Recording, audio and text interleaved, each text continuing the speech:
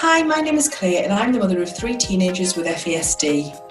I'm Jessica, a PhD researcher specialising in educational interventions for children with FASD. And together we are the hosts of Spotlight on FASD, the UK's first podcast dedicated to shining a spotlight on fetal alcohol spectrum disorders. FASD is a condition caused by prenatal alcohol exposure that affects hundreds of thousands of children across the UK. And we're here to bring these conversations out of the shadows and make sure that no one living with FASD feels alone. Hi and welcome back to Spotlight on FASD. This week we're going to be talking to Dr. Alan Price, Research Fellow at the University of Salford, and we're going to be talking about all things trauma and FASD and how, as an academic, he ended up in the world of FASD. So welcome, Dr. Price. Thank you so much for spending your Friday night with us, Dr. Alan. Thank you. So I think first of all, I always want to know, how did you end up in this arena? How did you end up researching and doing things about FASD? Why FASD? Yeah. Why FASD? I think you will not be surprised to hear that it was something of an accident. So I was a chef for about 15 years. I left school at 16 and got a job washing dishes in an old people's home and became a chef. And I did that right the way through till I was about 30. And at that point, I decided I was bored of doing that. I wanted to do something else. And I'd always been interested in psychology. So I got the opportunity to go to uni via an access course at my local college, and I studied psychology. And by the time I was in first year of uni, I knew I wanted to do research.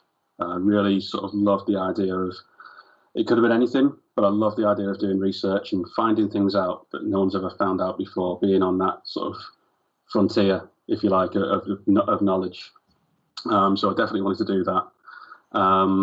And I managed to get some experience working on some research projects when I was an undergraduate. And someone said, why don't you do a PhD?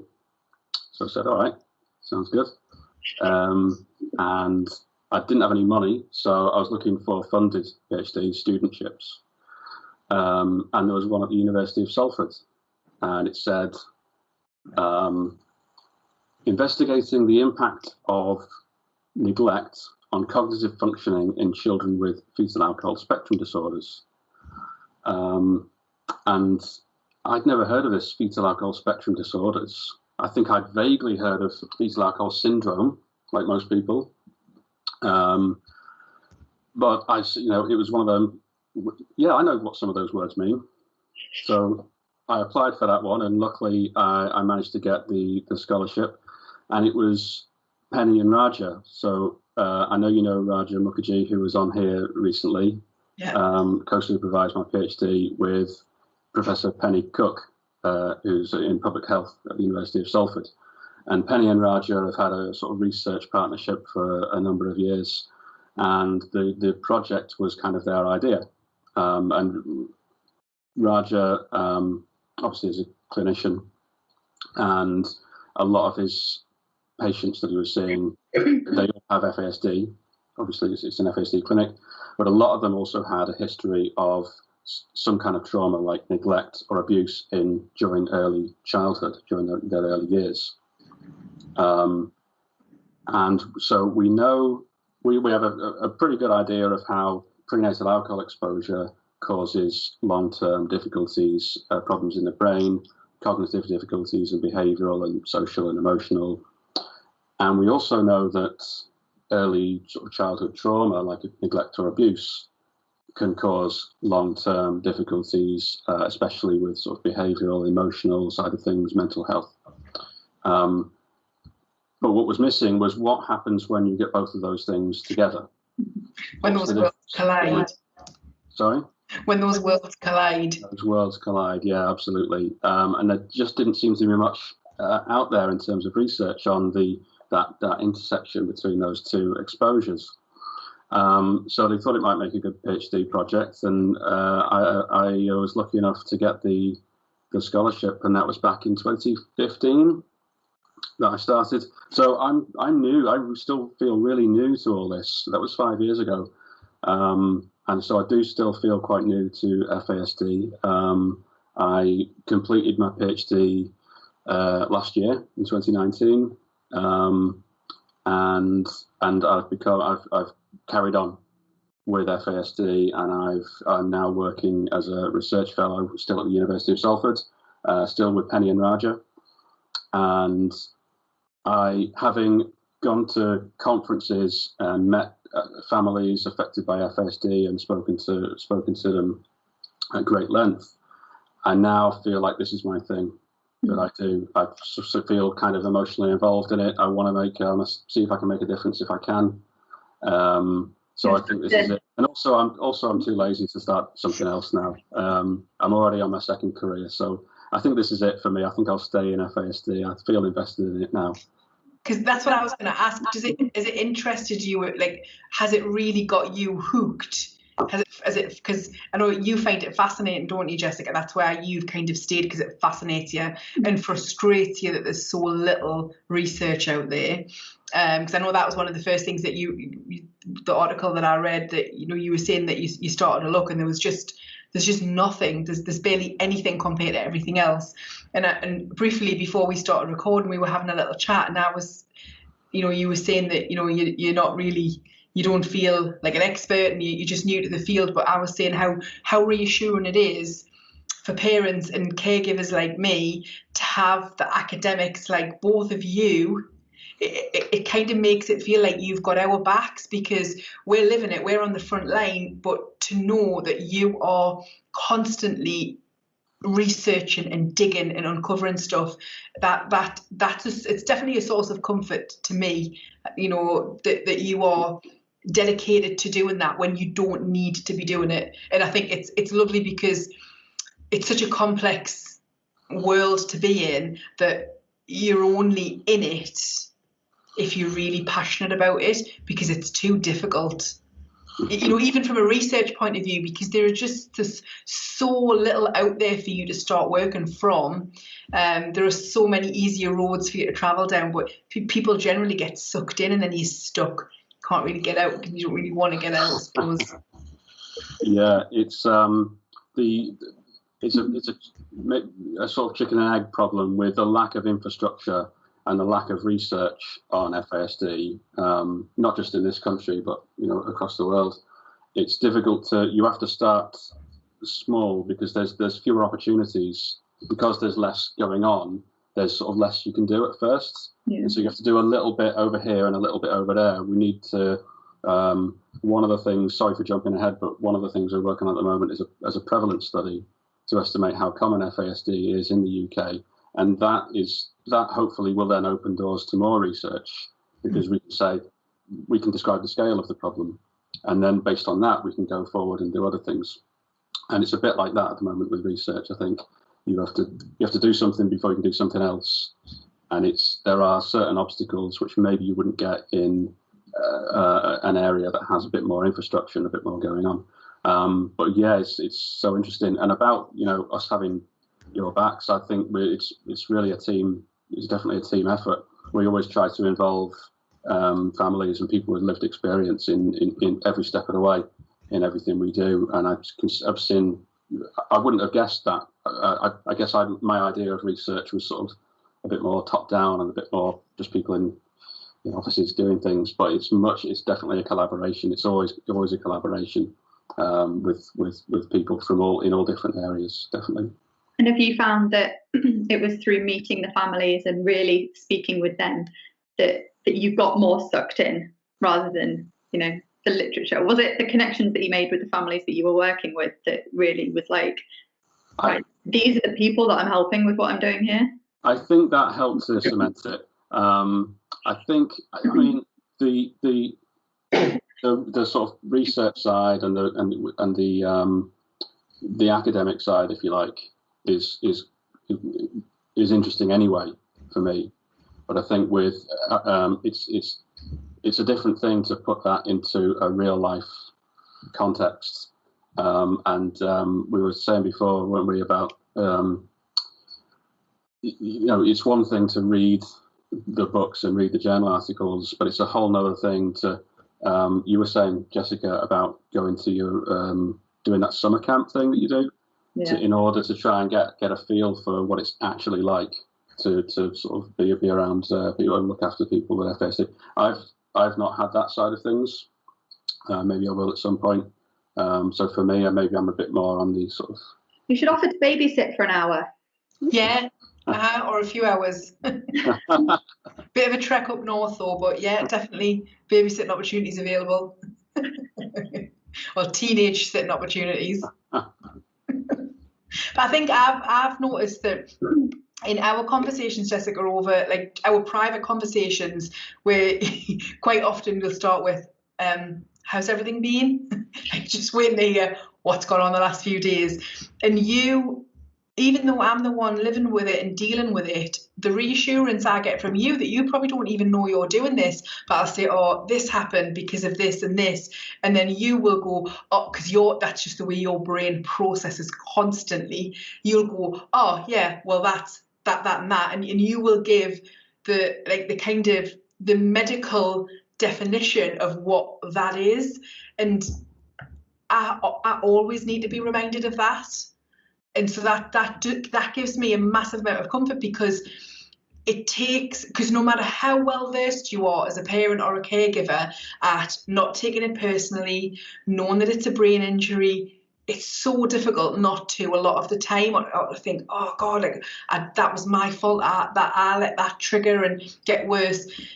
And I have found that going back through some of your text messages where I'm like, oh, this happened, this got smashed, then that happened, and then he went to sleep at 3, he went to sleep at 5:30, and all of this. Oh well, yeah. Well, so that's that, and then that happening, and then that's what that is. And I don't even think you realise you're doing it. No, you just rhyme off. Well, you're looking at that, but that actually comforts me, because I'm like, yes, Claire. Let's remind yourself of what this is. They've got, no control over it happening, and that's why it's happened. And it definitely does normalise things a little bit for us, I think. So that's why I think I underestimated.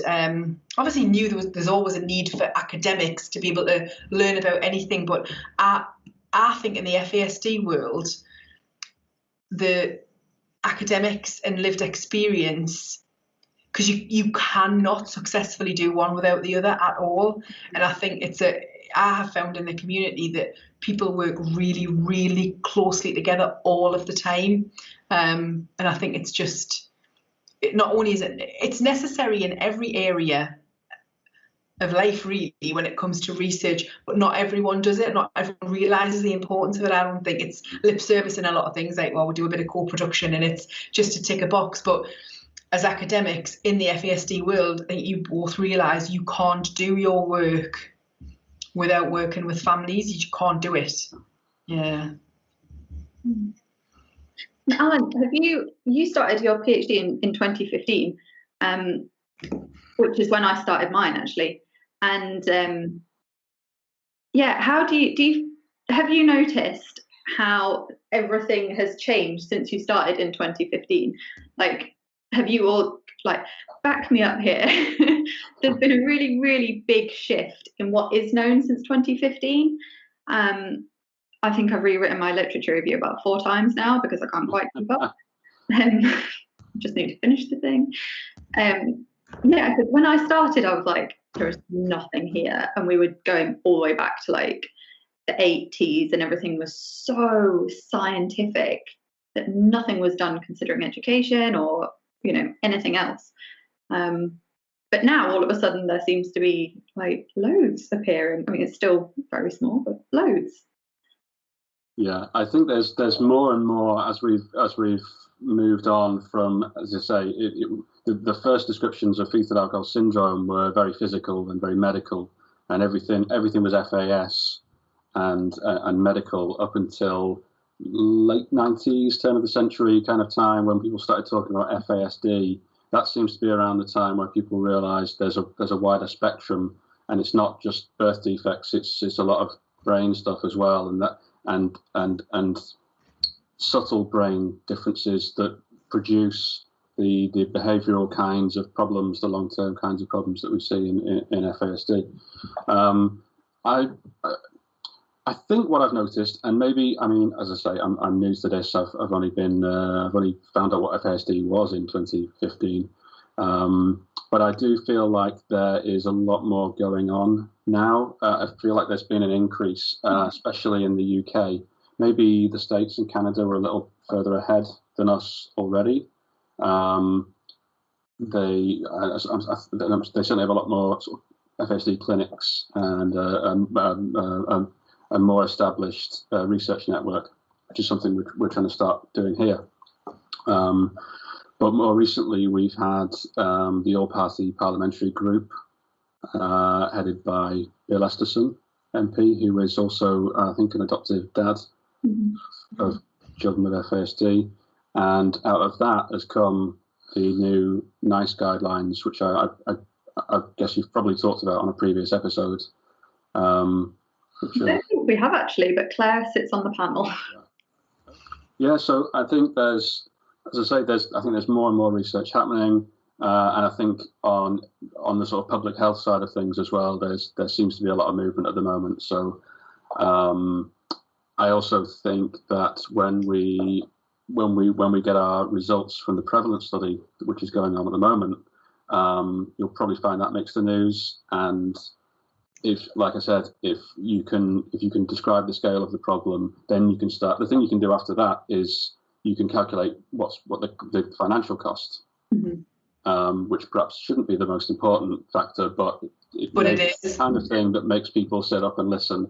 People in high places will go, so we're already spending billions of pounds a year on FASD. Maybe we should do something about this. So that's the sort of hope, I think, out of that. And with the quality standards, people have to do a certain amount, have to provide some services for FASD. So it seems like there's going to be a big change. I sort of would guess that maybe it's going to be gradual, but that things are going to be changing, and FASD perhaps will become more of a household name in the not too distant future. So Alan, you know, the prevalence, is that the research that you're doing now?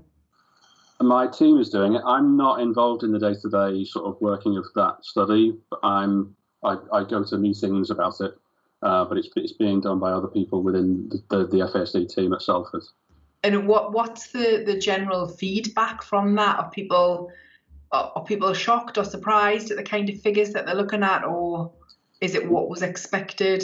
We don't have any figures yet, so it won't be ready for a little while yet. I think maybe spring or summer 21, because again we were delayed. We have to go into, it's all based in schools.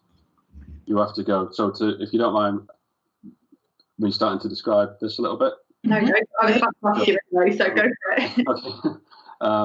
So obviously with FASD, if you want to know how common it is, you can't just look at the official records because it's not being diagnosed. I mean, you can look at the official records if you want, and people do that, but you'll find that they're very low. What you have to do the best thing you can do to estimate the true prevalence of FASD is go out into the community and actively look for cases, new cases that haven't been previously diagnosed. It's called an active case ascertainment study, ACA. So what we do is we go into schools, because it's handy, the children are already there, or most of them are. We go into year 4, when they're about 8 or 9. And it's a process of ruling people out in different stages. So you rule people out straight away. We start off by doing things like physical measurements, height, weight, that kind of thing. You look at looked after, whichever of them are looked after children, or adopted.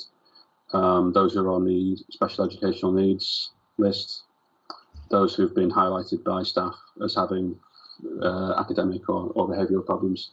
And you go through these stages, and eventually you end up with it's not quite, so we don't provide a diagnosis, but you do what's a very similar process than they do when they diagnose FASD. So after all that stuff, you do cognitive assessments and you take history from the parents, and you end up with, at the most, we can end up with probable FASD. We can't go that last step and diagnose. And they've done that. That's how they do it in other countries. So that kind of study has been done in the States and Canada and South Africa and a couple of European countries, but it's never been done here. So it's the first one like that that's been done, that will have been done in the UK.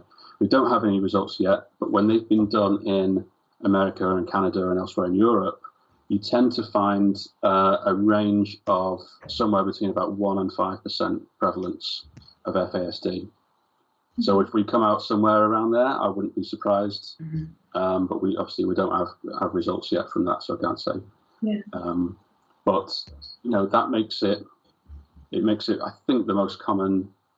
It's certainly more common than autism. Yeah. I think autism is about 1%. So it would be a big issue, if you like. And then, as I say, we can say that it's. The other thing to say, it's a fairly small scale one that we're doing here. It's just Greater Manchester. We got the funding was from local government, so for Greater Manchester. So what we would like to do then after that is do a bigger one as well, for maybe across the UK, and that would give you even better data. Yeah. But it will be the best data we've got so far for the UK on prevalence. And how did parents respond to that? Because I'm guessing you had to go through this whole process of like getting permissions to include the children in this study and everything. And like, what was the parental response? Because a lot of what Claire and I talk about is no shame, no blame, and everything else. But how do you incorporate that message of, we're not trying to diagnose your child with something that would put you at blame, all those complexities that come with an FASD diagnosis around that. Yeah. What was their response like? Well, I think you have to be careful, and you have to always have that idea of no shame, no blame. We don't blame people for drinking alcohol during pregnancy. We all, most of us, enjoy a drink every now and then in this country. We're a sort of a drinking culture, and when people drink, then pregnant women are going to drink, and it's on us actually a little bit as researchers, Jessica, because if the message hasn't got out, if people don't understand the risks, that's our fault. So we need to do more. We need to do public health campaigns and do more to push that message of, did you know that it's actually not good for your baby to drink during pregnancy? Because a lot of people will tell you there's a lot of myths and there's a lot of misinformation, and it's not in school, and it's not even in the curriculum for doctors and midwives and other professionals yet. So it's a national problem. It's not, we don't sort of blame people for it. What we have found is that some people have been really keen. The other thing we do is we can also identify, again, probable other neurodevelopmental disorders in this study. So because we do our assessment, we might also be able to identify if someone is autistic and not previously diagnosed, or has ADHD or an intellectual disability. So we've been able to identify other cases of other neurodevelopmental disorders as well. But yes, we do rely on people opting in, and not everyone has. So there's always going to be that. We can't get to everyone, because people have to volunteer to take part in a research study. We can't make people take part if they don't want to. So we can never get to everyone. And people, there will always be some people who just aren't interested. And conversely, there are people who are really interested and really want to find out, because they feel like maybe there's something a bit different about their child, and you want to see what it is and try and get support for them.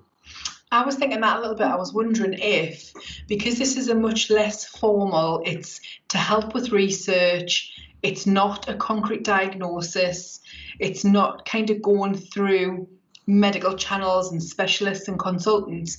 Maybe you might across the board, you might have an element of people who are a little bit more willing to engage than they would be down a real diagnosis route with medical professionals, because if So when you kind of put out to the parents, did you explain what FASD was and what you were going to be looking for, or were you just saying that it was kind of across the board different difficulties that you were looking for? I'm not involved in the day-to-day running of that study. I think it was more neurodevelopmental. Neurodevelopmental study, and it is. That is what it is. We're not only looking at FASD.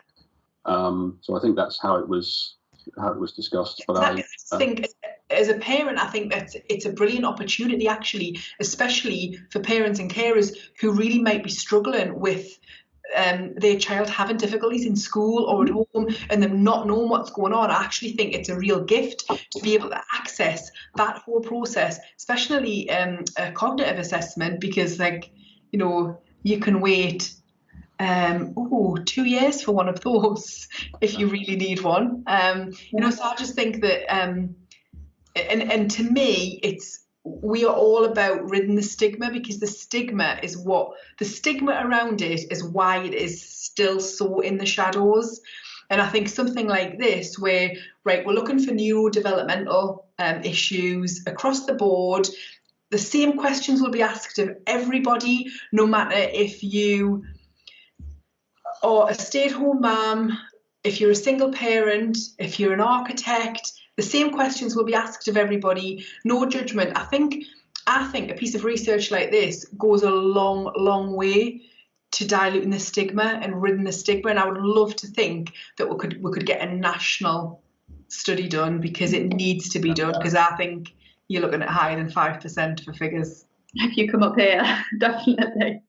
Yep. Yeah, stigma is obviously a big issue, and you know, we've heard from professionals and doctors who've said who are reluctant to diagnose FASD because it's labelling. Why would you want to put a label? There's a stigma. My argument against that is that we know from we have data to show that the earlier you get that diagnosis and support, the better the outcomes. Mm-hmm. And there's, including my own research, which is under peer review at the moment, and at least a couple of previous studies have shown that younger age of diagnosis is associated with more favourable outcomes. So that demonstrates that no matter the impact of the label of the diagnosis, no matter the stigmatizing effects, it is outweighed by the benefit of the support and the recognition of it. And I think that data shows that there are no studies going the other way. Mm-hmm. Like that is without a shadow of a doubt. As a parent navigating children through the education system and through life, you know, and I now know the importance of an early diagnosis, how it's life changing. Your life goes on a different path, and that's fact. It's just the fact of the matter, you know. So, and when you crunch the numbers, which have to be crunched when it comes to finance, that's the way cheaper option. That is a much cheaper option and costs our state billions less if it is diagnosed early, the right understanding is put around it, not even any kind of a physical intervention, just the understanding around it. Yep. From as early as possible, and it just changes everything and costs. You know, even if you're not, like, obviously your priority is the mental health of our children and young people, but even, you know, for the departments who don't really care about that and it's all about the money, it makes sense to them to do this because, yep, you know, that it's just going to save billions. But I do feel definitely that that's where we're headed as a nation. I feel that without a shred of doubt that that's where we're headed. And I think in 5 years' time, it's going to be a very, very different place, and it really makes us happy. Yeah, I hope so, and it does seem to be going that way. I hope that's what we get, and I'm sure we will at some point. I think it's how soon we get there. Mm-hmm. We've just got to keep working in that direction, haven't we? Yeah. Yeah. Alan, tell us. We went off on such a tangent there from you introducing yourself. How did you come to FASD, and all of a sudden we're like right in the thick of it? tell us a bit about your research, because I know this is something that Claire's like dying to hear more of, like the scientific side of, and what's going on in the research world. Yeah, so I mean, so we started. I mentioned my PhD, and then we sort of went off on one a little bit, didn't we? Yeah. Always happens. Thank you. No, sure. So, well, what I did for my PhD, so the first thing I did was I changed the title, changed the research question slightly, because if you remember, it said neglect, and I, having looked around the literature a little bit. First, well, okay, where do I start with this? my initial sort of reading of a few articles was there's not going to be anything on neglect so far, just neglect, because it gets lumped together with abuse to form maltreatment, or what we refer to as trauma. There's a whole issue of definitions here. I use the word, when I say trauma in my research, what I'm talking about is really the word is maltreatment. Yeah. And what maltreatment is neglect or abuse. Neglect can be emotional and physical, and abuse can be physical, psychological, or sexual. Those are the 5 things, and there are definitions that I use. You have to be very specific with your definitions in research, and there are definitions on sort of a government website somewhere. So they're the proper sort of official definitions that I use, but I sort of call it all trauma. So I broadened the scope slightly from neglect to wider trauma. And the first thing I did was a systematic literature review, which was published in 2017. Systematic literature review is where you systematically go through, you go to the research databases and you try to get every article that's ever been published in a scientific journal on a given topic. And it's a really sort of long process, and you go through sort of thousands of titles trying to whittle it down to the ones. So it's a whole process. I think at one point I had something like 10,000 titles that came up through my database search, and from that we came out with 5 articles that had ever been published on the interaction between, if you like, prenatal alcohol exposure and childhood trauma. There were other articles that were written on a subject, but they didn't get into the interaction of those two. So there were only those 5 articles really. And something I hadn't considered was you've got both exposures, and you've got trauma, and on the other side you've got prenatal alcohol. So you've kind of got 3 things there, and some studies, some of these 5 studies that I've found, no one had done everything at once. No one had looked at prenatal alcohol and compared that with both exposures and compared that with just trauma. They'd either done it from the trauma side or the prenatal alcohol side. So prenatal alcohol, sorry, it was over here, wasn't it? Prenatal alcohol compared with people with prenatal alcohol exposure only versus people with prenatal alcohol and trauma. And then the others had done trauma only versus prenatal alcohol and trauma. So there's 2 separate comparisons going on there. Probably the best study in my systematic review did it from the trauma side of things. And what they found was, so basically they had a cohort, it was a clinic, it come out of a clinic in the States. They had a cohort of children who all had a history of trauma, because it was a trauma clinic. And about half of them also had prenatal alcohol exposure. And maybe they were diagnosed with FASD, but they were all what you'd call the FASD side. So they compared FASD with no FASD within this cohort of children with trauma. And they found that there were quite a few differences in terms of cognitive. They did speech and language. I think they looked at memory. I think they looked at intelligence. They looked at some behavioural difficulties as well. The other studies that had compared prenatal alcohol with both exposures weren't finding those differences.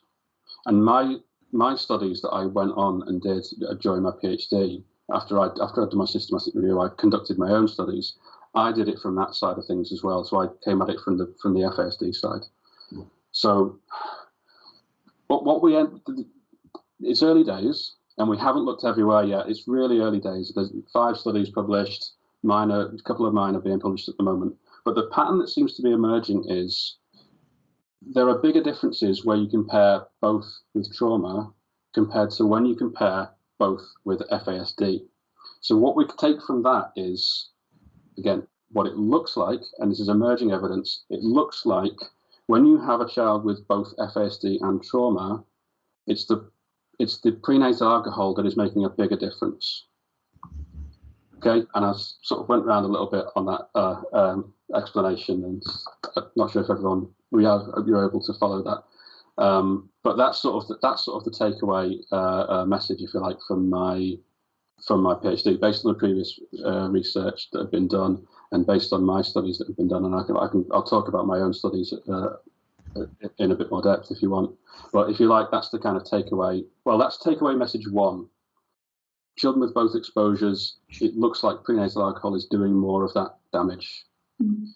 The other takeaway message is, because as well as doing some cognitive assessments and some neurological assessments on my participants, I also had conversations with families, held interviews with the parents of some children who had FASD and trauma. And the plan for those interviews was for me to try and get a handle on the impact of the interaction, if you like, of prenatal alcohol and trauma, and see if I could find any differences. I was imagining we were going to be mostly talking about the impact of those behavioural problems and what that's actually like for people to raise a child with FASD, and I'd imagined that would be a source of stress for those parents having to deal with behavioural difficulties, and it was. But would they every single even though I didn't ask them, every single family said, yeah, that's difficult, but get onto this. It's the system, right? It's having to fight for services. It's having people not believe you. Yeah. It's going on a training course and learning about generic parenting techniques or being sent on training for autism and other things. But there's nothing for FASD. That's the source of stress that we've got. That's the big source of stress that we've got. It's the infrastructure, it's the system. So, and one thing they talked about was if their child had a history of trauma, it seemed to them that professionals would see the trauma and go, it's trauma. Mm-hmm. And the FASD would get chucked out. And they'd say, do this therapeutic parenting or something. Do this trauma and attachment work. Go on this trauma and attachment course, and it'll all be fine because it's attachment and they'll get over it. But they don't get over FASD. That you have FASD. I mean, there are things you can do for FASD, but that FASD is always going to be there. Yeah. So the trauma and attachment therapies are not going to solve that problem, and that ends up being a source of guilt for parents because they think they're doing it wrong. And there's a quote that I'm planning to use in the title. I'm going to write this up in a paper, probably in January. And there's a quote from a parent that says, "You think it's your own parenting, don't you?" I think I'm going to use that in my title because that kind of sums it up. They think it's their own parenting, and actually they've been told it's trauma when I'm not saying chuck trauma out. Absolutely, you've got to recognise the trauma, but the FASD is not being recognised, and you have to recognise both, especially given takeaway message number 1, which was that if anything, that should be your primary. Yeah. The FASD should be considered primary. I would say consider both. Yeah. But what's happened? The problem is that what's happening at the moment is that once FASD is getting chucked out and everyone's just focusing on trauma only, and they need to look at both. Yeah. Definitely, and I think that I haven't come across a family yet, not once, where exactly that isn't the case, where the biggest frustration and the biggest cause of stress is to try and access services that are meant to be designed to help our vulnerable children, and using up so much energy to try and access them. And I think that I've been on lots of pulled into loads of training with CAMS in my capacities of lived experience, and it's devastating, but it's also really quite heartening because I've lost count of how many CAMHS practitioners either halfway through a training day, because I shoehorn FASD everywhere. So it's trauma-informed care training, and it is just peppered with FASD. But they're soaking it all up because a lot of them just have had absolutely no training about it. But to see the reactions of them when they start and think about individual children, and the feeling of just, oh my God, like why did I do that? And I did that to him, and I said that, and because one of the first things I talk about is parenting courses, that at the point that a parent is on their knees with desperation, we're quite often kicked in the teeth with, you need to do this parenting course, because and don't get us wrong, parenting, there is room for that, and there's very few people I've spoken to who've done a parenting course that haven't taken something away from it, at least something. But there is a huge need for parenting courses for FASD and FASD and trauma There's so much that needs to be recognised, and it will be. But I think that it has been raised with CAMHS that their first port of call is that, and quite often they're finishing off parents and carers who they've got no fight left in them. That is it, because they feel so ashamed because what it implies is, well, you're not doing it right. You're not doing it properly. Yeah. So this is what you need to do, and then do it properly. And it's just, so I think, it's slowly happening, but I haven't come across a CAMHS practitioner yet who hasn't, you've seen the penny drop and like, oh, right, okay. And, the very hot on trauma now and developmental trauma, but, and like we've said it before, haven't we? FASD is trauma. Mm-hmm. It just is trauma in itself. The fact that you've got a brain injury that happened in utero is a traumatic experience.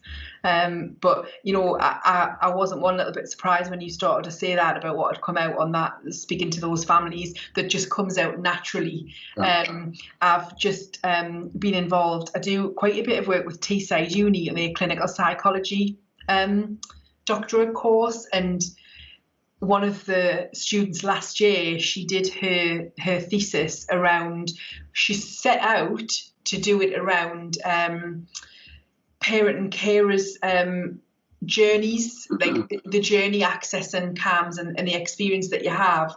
And she found that she couldn't do that piece of research without, because every single parent she spoke to started to talk about their fight and their battle with education. So everything is so linked, all of the services are linked. Yeah. So she had to go back to the drawing board and start again, because she couldn't do a meaningful piece of work if she wasn't meshing those two, the CAMHS experience and the education experience together. You can't, they impact each other so hugely. So, it's lovely to know that there are, rafts of new clinical psychologists, certainly if I can get my hands on them, who are coming through with this knowledge and awareness and a passion about it. And quite often, these people, nobody does a job like that. I always say nobody works for CAMHS unless they are absolutely passionate about what they do, because you could get the same amount of money and do something so much easier and less traumatic than that. And you can see that the minute they're getting a lot of this information and someone is putting those puzzle pieces together, they want to soak it up, and it totally changes their practice and the way that they do things. And I've seen a change certainly in my area in our CAMHS service over the past probably 12 to 18 months, a definite change for the better when it comes to trauma informed care. So it's a culture shift, isn't it? It's like this. It's such a big piece of learning to be done by everyone. It's got to be done gradually. It can't, it's kind of information overload. But I think the bulk of the children that they're dealing with, probably FASD is underlining a lot of it, rather than, the different pathways, the ADHD, autism. So yeah, it's just all intertwined, isn't it? And you can't unpick it all, because it just all meshes together. Yeah, it's And fascinating. it's what Raja was saying as well in the interview that we did, when he was saying that you've got to look at what comes first, and that's the FASD. You've got to look at what's behind everything else, and I think that's really what takeaway number one from your PhD, Alan, is all about. That that prenatal alcohol and exposure and trauma, it's the prenatal alcohol exposure that's causing the damage. And the way I see that, I'm a very, very visual person, coming from the arts, and the way that I see that is that that FASD, that prenatal alcohol exposure, has caused this organic brain damage that then leaves a brain unable to cope with the trauma it goes on to experience. It's unable to manage and process those experiences in a way that an unexposed brain can perhaps cope to an extent with some of those experiences. And I think it's hard because obviously a lot of these children won't have experienced the same thing, and a lot of them that are in this comparison will be ticking a lot more of those 5 categories than others. Some will be ticking all 5 boxes, and some will just be ticking 1 box of the your use and neglect categories. Yeah. But it's the way I see it, I just see the prenatal alcohol exposure has caused organic brain damage, which is an unstable foundation to go on to experience these horrific things in early childhood. And was it with your PhD, did you look at a certain age range as well? Was it like early years trauma, or was it just childhood? It was the trauma wasn't necessarily happening at a certain age, but what's typically that's early on, and then they're removed from their birth families, and then they're adopted. So by far the most of the people I spoke to, most of the people who filled in my questionnaires and things were adoptive parents. Just going back to that sort of brain journey, if you like, starting with prenatal alcohol, and then there's trauma also has an impact on the brain. That early trauma has a real sort of biological impact, and they both. So I think I was expecting to see bigger differences actually in my data, because as you've said, you start off with a brain that's been impacted by prenatal alcohol exposure, and then there's more to come. Then there's the trauma that is also having that biological impact, and there's the they sort of happen to do quite a similar thing.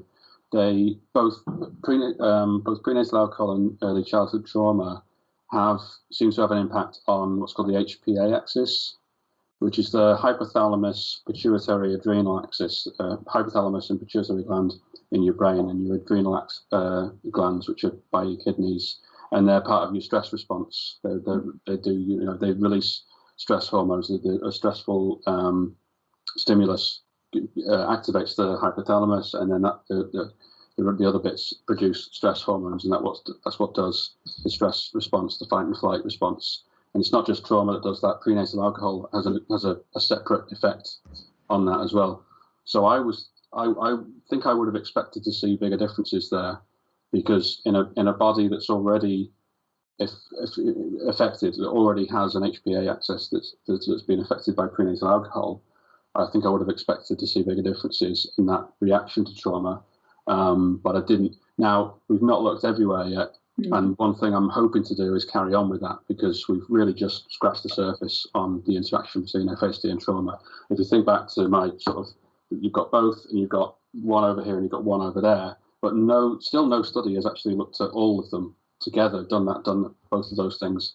And I've got a research funding bid in at the moment with the National Research Council to go back and do a lot more on trauma, and try and do both sides at the same time, and then you can really sort of describe the interaction of both of those exposures, And we've tended to look, most of the data we have is on things like cognitive development and what we unhelpfully call behavioural problems, which could be anything. Whereas what we've not looked at is things like anxiety. Mm-hmm. Maybe you would expect to see a bigger difference when you look at things like anxiety and the other kind of emotional and maybe social sides of things that haven't really been looked at yet. So we're only just starting off in this, investigation into the interaction between FASD and trauma. Mm-hmm. But one, and the other, Claire, you were talking about training. So the other thing that came out of that was the realization that we need parent training on FASD, because there's nothing published, at least in the UK, on parent training for FASD. We found one published study from New Zealand, and there's a couple in North America that also have a child cognitive intervention or a long-term support for parents of children with FASD, which is great. But what those parents were telling me was that they were offered generic parent training programs or trauma and attachment or autism or ADHD, but nothing out there for FASD. And that's then led on to a project that we're working on at the moment, which I've spent the last year developing a training program for parents of children with FASD.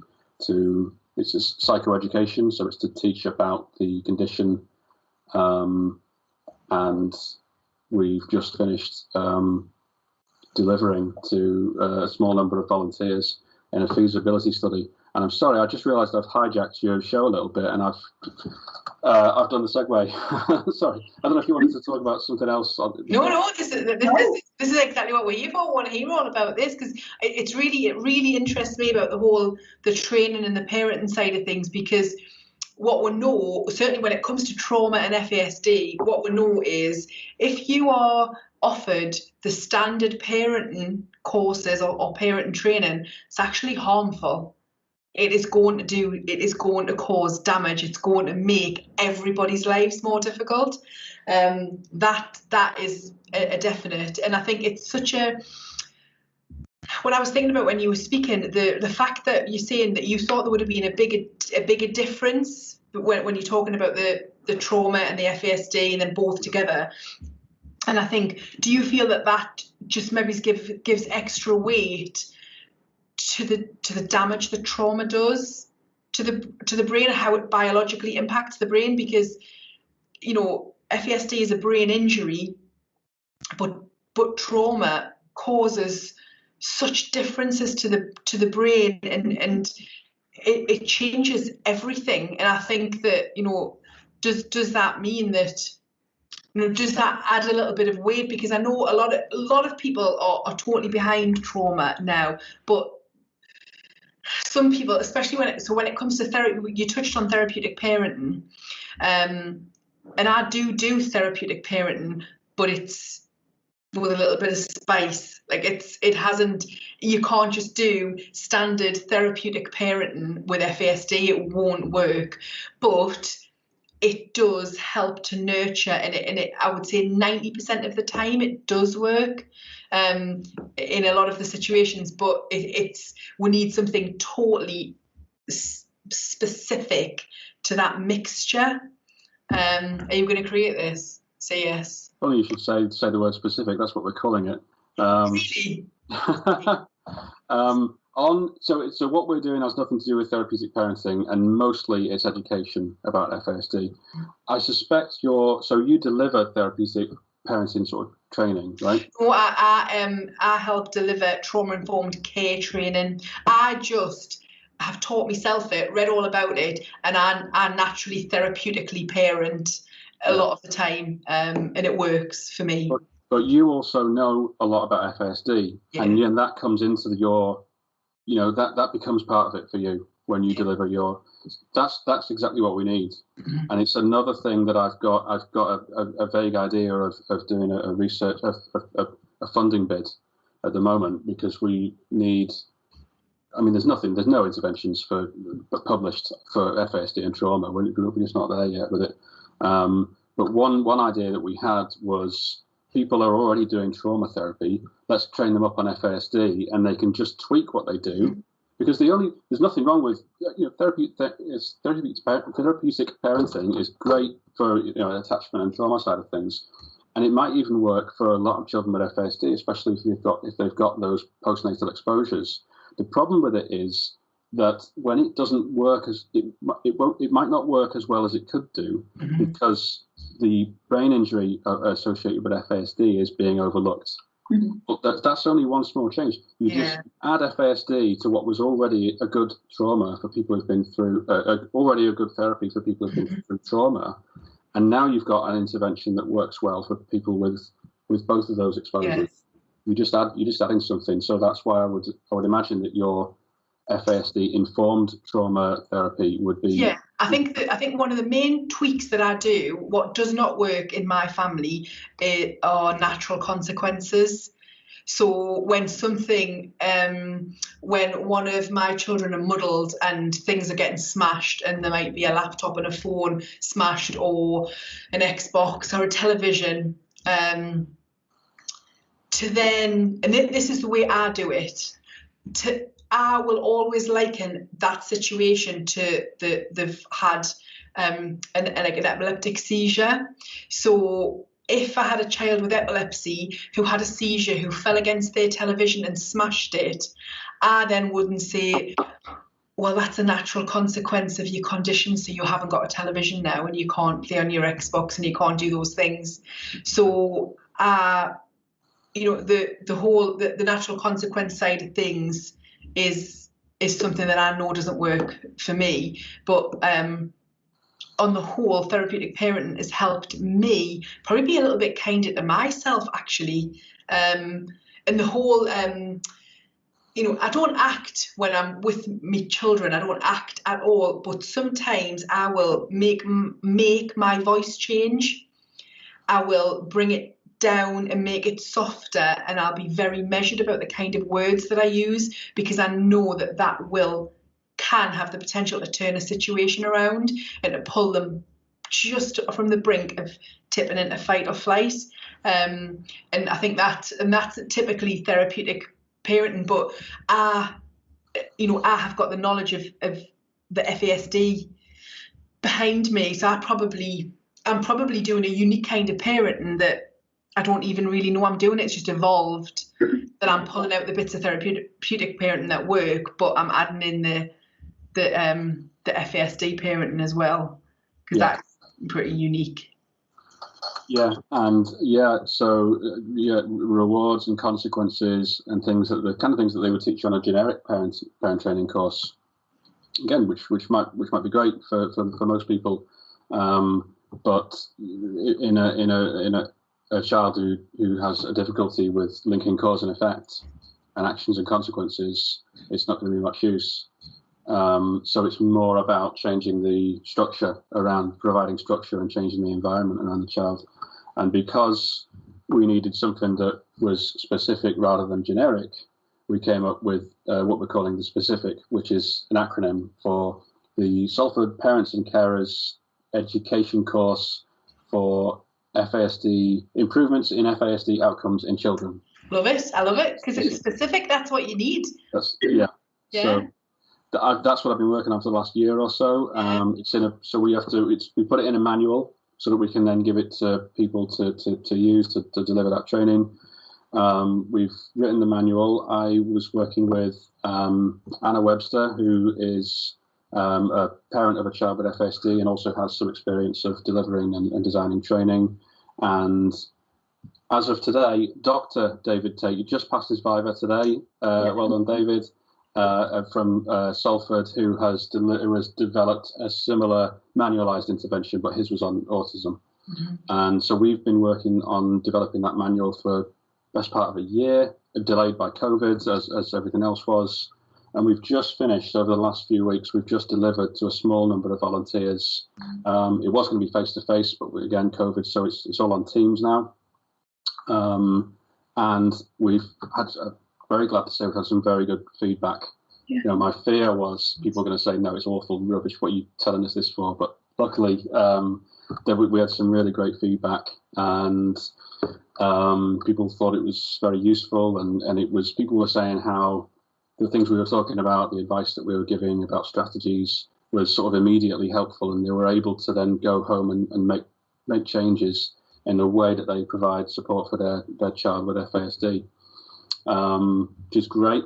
I'm now going to be revising the manual slightly. We're going to slightly change the sort of length of time of the sessions and a few other things like that.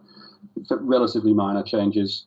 And again, we're trying to get funding at the moment. We've not got it yet, to take that to a randomized controlled trial, because that's a high standard of evidence. So if we can take it through a trial and compare it with a control group, and we can then show in the form of numbers that it is effective, significantly effective, then it can be chosen by the people, the public health people who choose these kinds of things, and then it can be put out, and it can be one of those courses that if you adopt a child with FASD, they say, go on the Salford course, go on specific. Like just a minor life-changing opportunity to have if you're adopting. Like, I'll tell you what, we're not going to leave you in the dark. If you go on that course, you're going to know what to do instead of doing it wrong for 10 years. Like, oh, it's amazing. I can't wait to be able to see it, but it is so desperately needed. I can't believe no one else has done it. It's like everything else with FASD. Why isn't it? Like I said at the beginning, I was a chef, and then I came and did this. And I remember the first conference I went to, because I published my systematic review, and I went to a conference in London, and you do a poster sometimes. If they don't give you a talk, you can do a poster. And people were coming up to me and going, "Oh, it's so important that someone's doing trauma in FASD." And I thought, why do you not do it then? Why is it taking me? I'm a chef. Like, you're thinking, like, what's going on? Why is no one else doing this? But I'm a chef, and now I'm coming in and I'm creating this this desperately needed parenting training. But it's just because it's been in the shadows. People are scared to talk about it. We're scared to talk about it. Nobody wanted to talk about it. Local authorities didn't want to talk about it because they were scared people wouldn't adopt, and the stigma has caused a huge, it's paralysed the whole FASD world for so long that we're so behind in every intervention because nobody wanted to talk about it. Nobody wanted to be the person to say, why we're not doing this, because this is a real thing and it massively outnumbers autism, and it's brain injury. These children are living with brain injury and everyone's ignoring it. And it seems like it's so obvious, but well done, very well done you for doing that. It's impressive. It wasn't all me. No, I know it wasn't you. I'll take all the credit for it. You have been pivotal in it happening. I can't wait to see it. Definitely. I'm glad to have been involved. To have been involved in it, and hopefully, we can get to this trial stage, and then and then it can go out to people who need it. Seems to have gone quite well so far.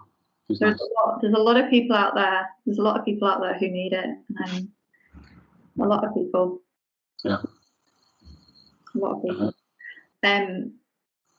Yeah. I'm thinking, right. My head's just listing all the people that need it, and I'm like, no, stop there. You can't stop making a list now, Jessica. Right. You'll be absolutely terrified. If people reading your funding bid heard me list it off, they'd be like, oh, that's not enough money. So I think it's safe to say we'll definitely have you back on again when you further down the line to talk about, because there's obviously lots of exciting things coming out of University of Salford with all of this. So yeah, definitely very, very exciting stuff.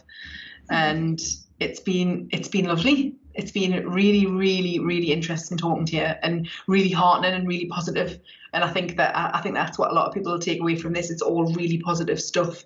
It's not this awful prognosis of trauma and FASD, and that it's actually really quite positive. And so this is what we're going to do about it. So absolutely. I mean, there are things that can be done. We know, like I said before, we know that with recognition and support, you can improve outcomes in a very real way, in a big way. So yeah, we can. Is it definitely a positive? There's a lot of positives. Yeah, absolutely. It's our whole message of, once you know better, you do better, and if you continue in your work in trauma, you continue in your work in training and everything. It's all just gathering much needed information that's going to help everybody working in the FASD world to know better. Yeah, much needed. I'm excited. Definitely going to go and I'll keep an eye out for your papers being published. Yeah, there's one in at the moment and under re-review. So hopefully the reviewers won't say too much bad about it this time, and we'll get it in. It'll be published, and I'll tweet it. So have a look out for it on there. Yeah, definitely. Do you want to share your Twitter handle with everybody? I can do. Yeah, it's Alan David Price 1. There we go. So if anybody wants to follow Alan's research journey and everything, that you share a lot of the Salford research stuff as well, don't you? And retweet.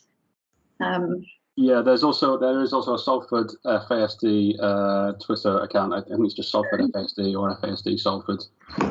So stuff on there, a little bit about a conference that we had recently. We also did a conference last year.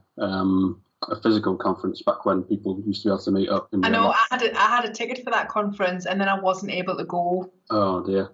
FASD emergency. I was really looking forward to going. Yeah. I was there. I love a conference. I don't miss a conference.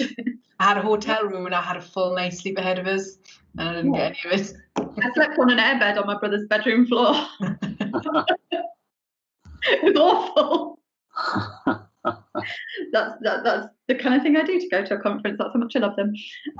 But yeah, it was an excellent event, and I hope that the University of Salford continues to do those in the future and brings people together so that you can share. That's the plan. That is the plan. There's 3 or 4 of us now researching FASD. It was just Penny with Raja a while ago, and now we've got the people doing the prevalence study. And we've got a PhD student who is looking at involvement in the criminal justice system and factors to predict that. So like suggestibility, things like that might make people with FASD more likely to get into trouble with the police, that kind of thing. So he's doing his PhD on that. So there's people, there's more people coming through. There's more and more people doing PhDs on FASD. So yeah, it's growing. We had a meeting of what we're calling the FASD research collaboration, which I'm sorry, Jess, we didn't get you on the mailing list. You're on it now. Didn't get an invite to that party. But. Yeah. There were a few people that we were like, oh no, we didn't invite them. Oh god, because it's just a sort of loose. There's no sort of funding or anything at the moment. It's just a few of us got together at a conference and said, we should have a research network. And so we're sort of trying to do that at the moment. So that's something that's a good sign for the future, because it means we'll be able to apply for funding as a collaboration and hopefully get bigger studies and more studies and that kind of thing. So there's a lot of reasons to be positive. Yeah, definitely. It's excellent. Yeah, so we won't take up any more of your Friday night. We've really it's been absolutely fantastic talking to you, and we've really enjoyed hearing about everything that's going on and all the great things that are coming out of Salford and everything that you're working on as well. And I'm sure everybody listening will really enjoy hearing that too. It's really positive, and like Claire said, it's a lot to be hopeful for. Absolutely, I'm happy to come back and talk about give you any updates when there's anything more happens. We'll hold you to that. Okay. So, thank you very much again. All right, not at all. Thanks for having me. Thank you, everybody, for listening.